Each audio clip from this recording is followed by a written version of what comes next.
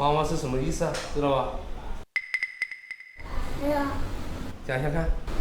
生自己的是妈妈。养过你没有？养啊。养，生你养你的人叫妈妈，对不对？那要不要听妈妈的话呀？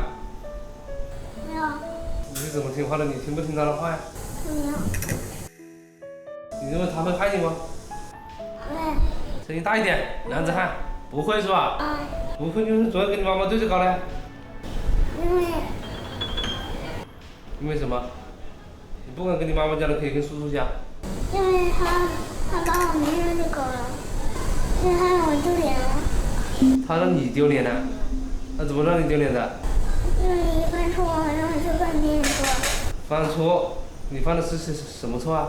刚开始是两个不经意犯的错，后来是犯大错。犯的什么错啊？偷东西。还有呢？逃课，不学习，不写作业，对不对？这对一个小朋友都是很严重的错误啊！尤其是偷东西啊！叔叔在这里跟你讲，你一旦养成这个习惯呢，你再大一点的，你偷东西那是要坐牢的。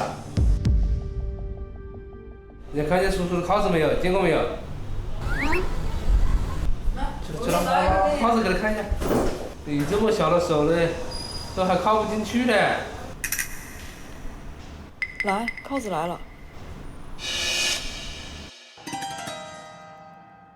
哎，偷东西是要带这个东西的啊！